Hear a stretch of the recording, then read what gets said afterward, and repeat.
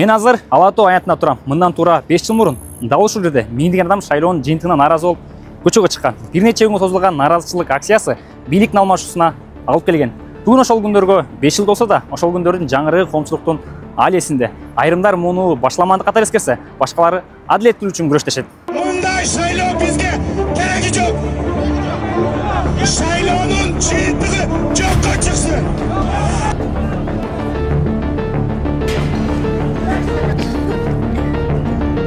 Кыргызстан ушул 5 жыл аралыгында кандай өзгөрдү? Бул чыгарылышта реалдуу көрсөткүчтөрдү, фактыларды айтып беребиз. Албетте пикирлер үчүн дагы орун болот. Биз менен бирге болуп, видеонун аягына чейин көрүңүз. 2020 жылдын 4 октябрында Кыргызстанда парламенттик шайлоо болуп өткөн. Борбордук шайлоо комиссиясынын алдын ала жыйынтыгы боюнча бийликчил партиялар жеңип чыккан. Ал эми 5 октябрда жеңишке жетпей калган партиялар митинг өткөргөн. Жыйынтыгында аянтка чогулгандар массалык башламандык уюштуруп, ак үйгө кирип келишкен. Ошол кезде буга чейин камакта болгон саясий лидерлер түрмөдөн чыгышкан. 6 октябрда мамлекеттик мекемелерди жана мамлекеттик ишканаларды ар кандай адамдар басып алышкан. Тоо-кен фабрикаларына кол салуулар болгон. Айрым жерлерде талаптонуу фактылары катталган. Ошол эле күнү БШК шайлоону жокко чыгарган. Жогорку кеңештин айрым депутаттары Садыр Жапаровду премьер-министр кылып шайлаган. Бирок саясатчылар менен юристтер кворум болбогондуктан шайлоо легитимсиз өткөнүн билдиришкен. 7 октябрда жогорку кеңештин депутаттары жыйын өткөрүп, бирок толук катышкан эмес. Жыйында премьер-министрди шайлап, президент Сооронбай Жээнбековго импичмент жарыялоо маселеси каралмак. 8 октябрда Садыр Жапаровдун тарапташтары митингге чыккан. 9 октябрда 4 партия премьер-министрликке Өмүрбек Бабановдун талапкерлигин сунуштаган. Түштөн кийин Алмазбек Атамбаев менен Өмүрбек Бабанов тарапташтарын Ала Тоо аянтына алып барышкан. Аянтта жарандык активисттер менен жаш саясатчылар да уюшкан кылмыштуу топторун жок өлкө аттуу тынчтык жөө жүрүш менен чыгышкан. Кийинчерээк Ала Тоо аянтына белгисиз адамдар келген. Алар Садыр Жапаровдун тарапташтары экени айтылган. Натыйжада жаңжал чыгып, чогулгандар таш, желим бөтөлкө ыргытышкан. Ошол кезде мылтыктын үнү угулуп, белгисиз адам унаага тапанча менен ок атканы видеого түшүп калган. 10 октябрда эски аянтта Садыр Жапаровдун тарапташтары кайрадан митинг уюштурган. Ал эми Алмазбек Атамбаев жана анын тарапташтары кармалып, бирок көп өтпөй айрымдары бошотулган. 10 октябрда мамлекеттик резиденцияда парламенттин жыйыны өтүп, анда депутаттар кворум бар экенин айтып, өкмөттүн программасын жана Садыр Жапаров жетектеген министрлер кабинетинин курамын бекиткен. Ошентип 12 октябрда Садыр Жапаров өкмөттүн жыйынын өткөрүп, өлкөдө стабилдүүлүк орногон. 2020 жылкы октябрь окуялары мурдагы президент Сооронбай Жээнбековдун отставкага кетишине түрткү болгон.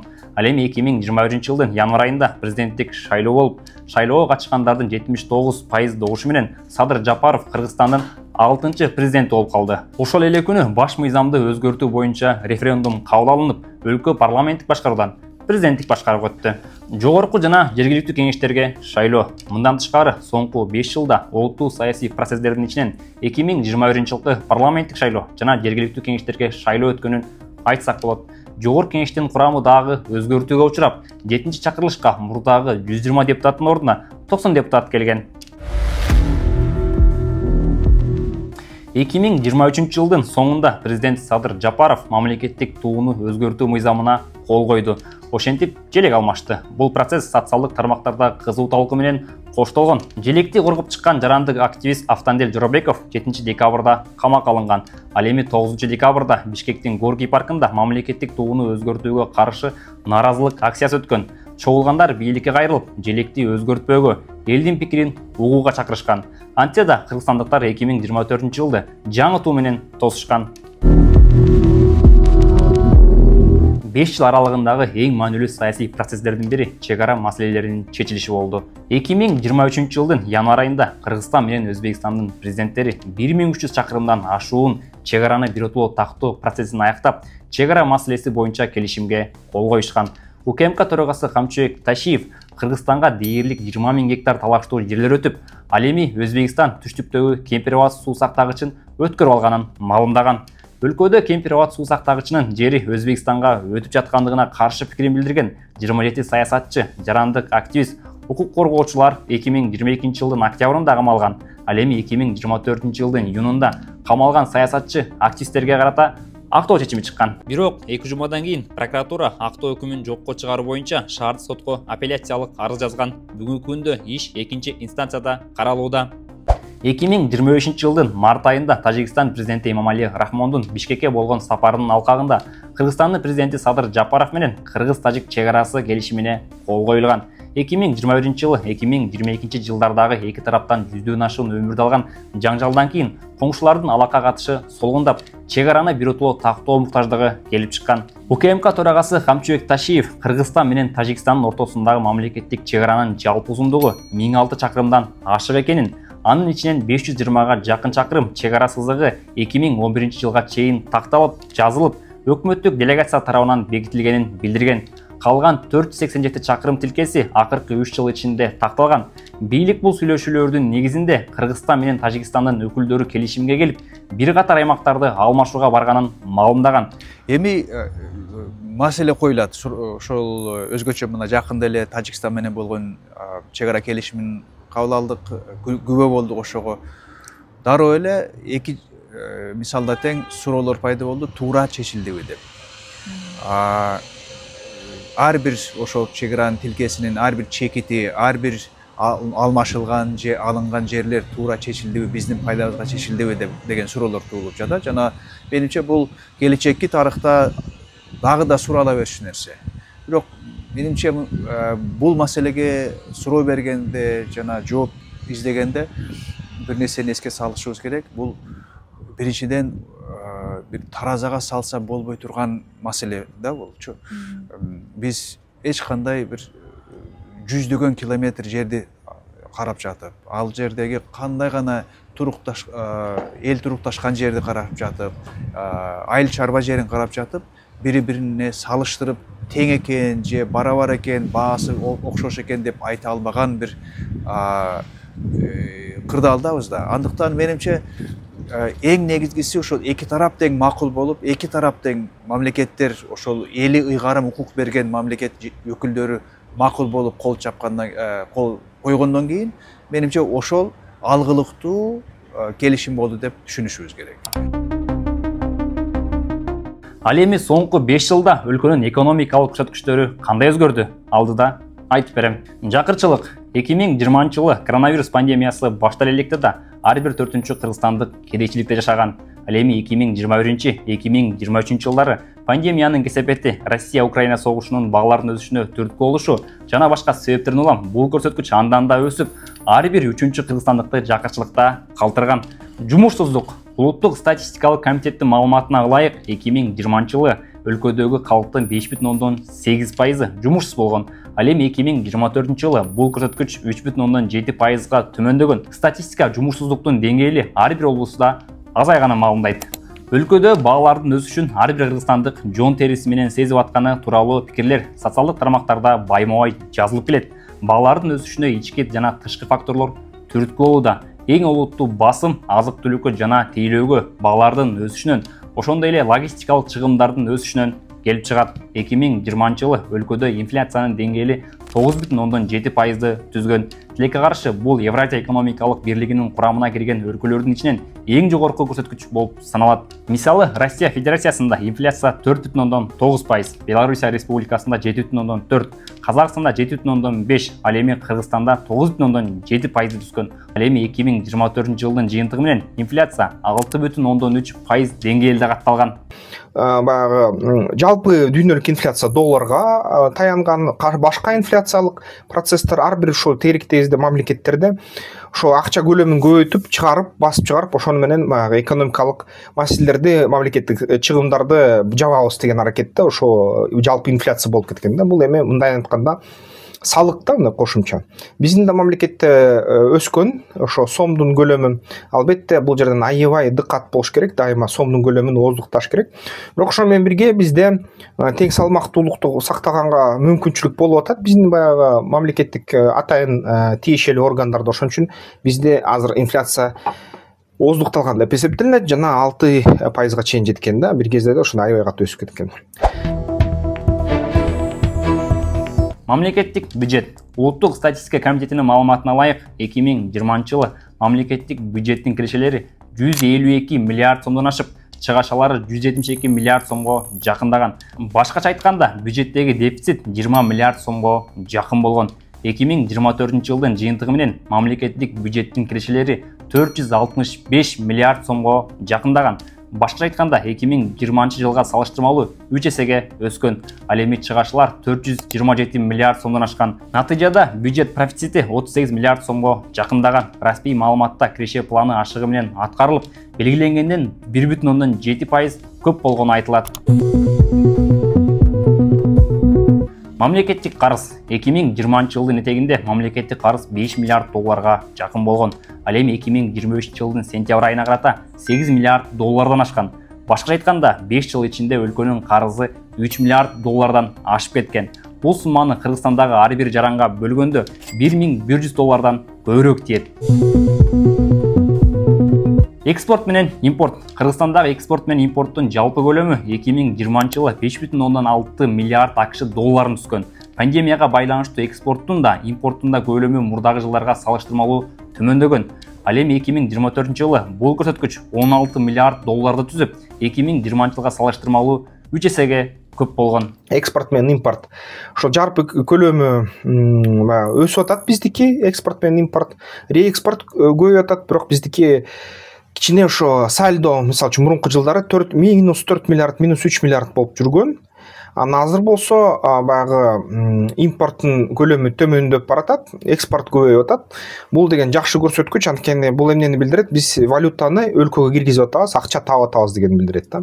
Эгерде импорт көбөйсө, негизи ошо биздин мамлекет 30 жылдан бери ошо 70-90% импорт менен жашап келген, жана 30% эле экспорт кылган да. Ошо ички өзүнүн муктаждыктарын 30 же болбосо кээ товарлар боюнча 0% муктаждыктарды камсыздандырган да биздин ички өндүрүш. Азыр болсо бул нерсе жай болсо да өзгөрүп атат, акырындап өндүрүштөр өсүп атат. Бул деген жакшы көрсөткүч.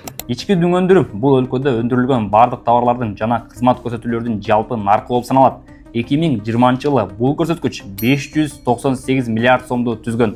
Ошол кезде ички дүң өндүрүм 2019 жылга салыштырмалуу 8,6%га аз болуп, ага чейинки 26 жылда болуп көрбөгөндөй түшүп кеткен. Ал эми 2024 жылы ички дүң өндүрүм 1,5 триллион сомду түзүп, 1 жыл ичинде мурунку көрсөткүчкө салыштырмалуу 9%га өскөн. Ички өндүрүм эми 9%га өскөн. Албетте көбөйүп атат мындайын айтканда. Албетте 2020 жылдан бери болуп кетип жаткан инфляция аябай бааларды кымбаттатты. Аябай кыйын болуп атат элге, бирок экономика өсүп атат. Бирок экономика өскөндө дагы маяналар өспөйт да. Мисалы үчүн ошол аз маянага иштегенге даяр болгон мигранттарды киргизип атабыз, ушу Бангладеш, баягы Пакистандан. Негизи түшүнүш керек бул жерден биз ушуга барып атканыбыз, анткени биздин ишкерлер ошо маянаны көтөргүсү келбейт да. Азырынча экономика жетиштүү түрдө кайсы бир деңгээлге жете элек. Ички дүң продукция 3,5 миллион доллардын тегерегинде болуп атса киши башына, эгерде мындай жакшы кандайдыр бир маяналарга төлөгөнгө даяр болдук дегенде, анда демек экономикабыздын көлөмү ошо жок дегенде 7 миң доллар киши башына болуш керек. Ички дүң продукциясын киши башына санаганда.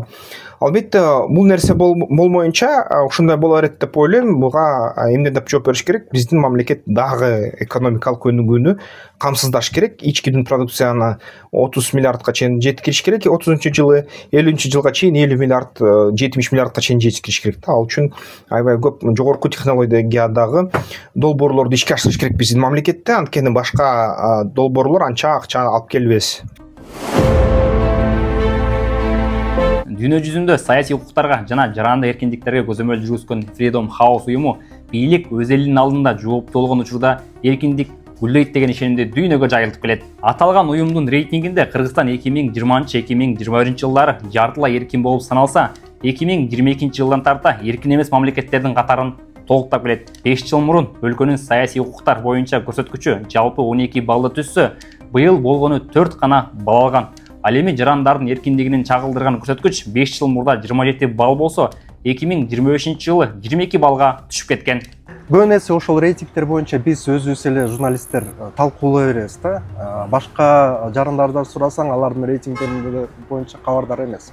Бирок бул рейтингдер аларга дагы түздөн түз тийиштүү да. Эмне дегенде, анткени бизде ошол түшүнүк калыптанып калган. Бул ошол эркиндиктер бир гана журналисттерге, блогерлерге таандык депчи. Ал эми биз көрүп жатпайбызбы, жөнөкөй ошол соц тармактын колдонуучуларына дагы саясий куугунтук болуп жатканчы. Керек болсо таптакыр ошол саясаттан алыспыз, аларга кийлигишпейбиз, тийишпейбиз деген жарандар дагы азыр сөз эркиндиги жоктугунан жабыркап жатканын көрүп жатабыз. Мисалы ошол эле снос болуп жатпайбы? Же тиги Чыңгыз Айтматов көчөсүндөгү кеңейишинен үйлөрдү дагы мындай жок кылып талкалап жатканын көрүп жатабыз. Бирок алар кайрыла турган журналисттер жок койсо, керек болсо өздөрү чогулуп митинг өткөрүү дагы тыюу салынган. Ошондуктан мен баса айтып кетейин, эгерде эркиндиктер чектеле берсе, алар аягында ар бир жаранга мындай тийиши мүмкүн да. Сөз эркиндиги чек арасыз кабарчылар эл аралык уюму жыл сайын дүйнө жүзүндөгү сөз эркиндигинин абалы тууралуу рейтинг чыгарып келет. Ага ылайык 2020 жылдын жыйынтыгы менен Кыргызстан 180 өлкөнүн ичинен 82 орунда болгон болсо, 2023 жыл жарыяланган рейтингде 144 орунга түшүп кеткен. Жыл сайын бул көрсөткүч төмөндөп, 5 жыл ичинде 62 орунга төмөндөгөн. Рейтингдин түзүүчүлөрү дүйнө жүзү боюнча байкалган медиадагы абалдын начарлап баратканын баса белгилешкен. Кыргызстандагы жана Казакстандагы сөз эркиндиги оор абалда деп белгиленип, дүйнөлүк картада сөз эркиндиги сыпаттаган эки өлкөнүн өңү кызыл болуп өзгөргөн. Мурунку президенттердин учурунда ошол рейтингтерге көңүл бурчу да бийликчи. Ал эми азыр көзгө илбей, кол шилтеп, эмне айтсаңар айта бергиле, биз өз мамлекетибизде эмне кылсак ошону кылабыз деген саясатты жүргүзүп жаткандай мамиле болуп жатат да. Бирок чындыгында бул рейтингтер биз үчүн керек да. Анткени биз башка Борбор Азия мамлекеттери менен салыштырбай, көбүнөсү ошол биздин бийликтегилер да ошону салыштырып келет да. Кандай болсо дагы биз алардан озуп, бизде сөз эркиндиги бар деп айтып келишет да. Бирок бул жаңылыштык кой. Чындыгында биз мурунку учурда кандай абалда экенибиз жана азыркы учурда кайсы абалга жетип келгенибиз биз үчүн маанилүү да. Ошондуктан бул рейтингтердин дагы баасы ошондо десек болот. Анткени ошол эле рейтингтерде биз дайыма ошол Борбор Азия мамлекеттеринин ичинен эң сөз эркиндиги бааланган жана ошону колдонгон блогерлер, журналисттер бар мамлекет болуп эсептелинген да. Андан кийин ошол башка мамлекеттер менен дагы керек болсо Казакстандан дагы артта калып жатканыбыз абдан кейиштүү абалда деген ойдом. Анткени мен жеке баамымда 34 жылдык көз карандысыздык доордо эң башкы жетишкендиктерибиз бул сөз эркиндиги. Сөз эркиндигинин уландысы катары ошол тынч митингтерди өткөрүү, башка дагы ошол биздин эркиндиктерибиз бар болушунун эң башкы себеби ошондо да, менин оюмчачы. Мен 3 бир себептерин айтат элем. Биринчиден ички саясаттын жыйынтыгы, анткени 3 революциядан эл тажап калгандай да. Ким келсе дагы ошол сөз эркиндигин колдонуп, бизди ошол алдап салат деген ой калыптанып калган да элдечи, бул биринчи. Экинчиден бизди авторитардык мамлекеттер курчап турат да, Борбор Азия. Андан кийин эки эң дөша деген мамлекеттер дагы Орусия жана Кытай, алар дагы авторитаризмге багыт алган, керек болсо тоталитардык өлкөлөргө айланган да. Анан үчүнчү тенденция сөз түрдө мындай оңчул күчтөрдүн деги эле ошол глобалдык доордо күчүн мындай агууга өтөр күчтөнүп жаткан себеби деп билсек болот. Андагы бир Швед институтунун билдирүүсү боюнча биринчи жолу демократ эмес мамлекеттер демократ өлкөлөрдөн ашып кеттир да, алардын саны. Бул дагы ошол глобалдыктагы тенденция, бул сөз эркиндигине жана демократиялык институттарына ишенбөө пайда болгонун белгиси катары болсок болот да. Ошону дагы биз бир бөлүгү болуп жатканын себеби ошондо деген ойдо. Дүйнө жүзүндө коррупцияны жоюу жана коомдун бардык тармактарында ачык айкындуулукту, отчеттуулукту камсыз кылууну көздөгөн Transparency International уюму жыл сайын 180 өлкөнүн ичинен коррупциянын абалын чагылдырган рейтинг түзүп келет. Ага ылайык 2020 жылдын жыйынтыгы менен коррупция рейтингинде Кыргызстан 124 орунду ээлеген. Ошол кезде өлкөбүз 100 упайдан 31 упай алып, Кения, Мексика жана Пакистан сыяктуу өлкөлөрдүн катарына кирген. Бул көрсөткүч жыл сайын төмөндөп, 2024 жылдын жыйынтыгы менен Кыргызстан 180 өлкөнүн ичинен 146 орунду ээлеген. Башкача айтканда, 4 жыл ичинде 22 орунга түшүп кеткен. Отчетто коррупцияга каршы колдоо бар инструменттердин өнүкпөгөндүгү, реалдуу өзгөрүүлөр үчүн саясий эрктин жоктугу, натыйжада коррупцияга каршы аракеттер жалпысынан декларативдүү бойдон кабылда деп айтылат. Борбор Азия өлкөлөрүнүн ичинен коррупция рейтинги боюнча коңшу Казакстан менен Өзбекстанда абал кыйра жакшыраак. Ал эми эң төмөн көрсөткүчтөр Тажикстан менен Түркменистанга ыйгарылган. Коррупцияны колунан кармап, далилдеп, көзгө көрсөтүп тактоо өтө кыйын экен. Ошон үчүн коррупция ушундай бүтпөс маселе болуп келет дээрлик бардык мамлекеттерде.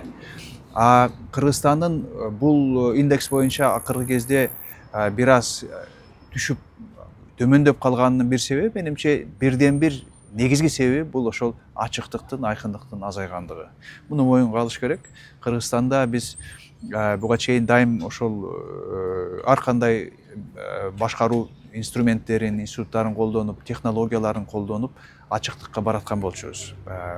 Ошол эле мисалы үчүн мамлекеттик тендерлер боюнча, сатып алуулар боюнча же болгон токой башка жааттар боюнча. Акыркы кезде ошол 5 жылдын ичинде башынан бери эле менимче азыркы мамлекет башчылары, бийликти борборлоштуруу, жоопкерчиликти тактоо жана бекемдөө жана мамлекеттик чечим кабыл алууларды ыкчамдатуу аракетинде менимче ошол ачыктыкты курмандыкка чалып коюшту деп ойлойм.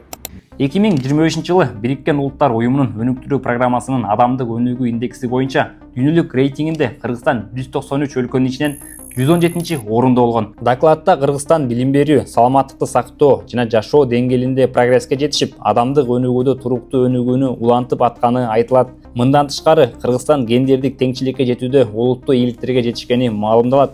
Бул маалымат саламаттыкты сактоо, билим берүү жана киреше жагынан эркектер менен аялдардын ортосундагы айырмачылыктарды өлчөөчү гендердик өнүгүү индексинде чагылдырылган. Ал эми 2020 жылы Кыргызстан 121-чи орунда болуп, быйылкыга салыштырмалуу 4 орунга төмөн болгон. Антсе да Кыргызстанда соңку жылдары үй бүлөлүк зомбулук фактылары көбөйүп, кыргызстандыктардын үрөйүн учурган окуялар катталып келет. Кыргызстан аялдардын тынчтык жана коопсуздук индекси боюнча Борбор Азия өлкөлөрүнүн ичинен аялдар үчүн эң кооптуу өлкө деп бир нече ирет айтылган. Doing Business же болбосо бизнести алып баруу көрсөткүчү боюнча Дүйнөлүк банктын жыл сайын чыгарып турчу рейтинги болгон. Бул көрсөткүч өлкөдөгү бизнес жүргүзүү шарттарын сыпаттап, бизнес ачуу, салыктарды төлөө, электр тармагына кошулуу, насыя алуу жана келишимдерди аткаруу сыяктуу маалыматтарды эске алат.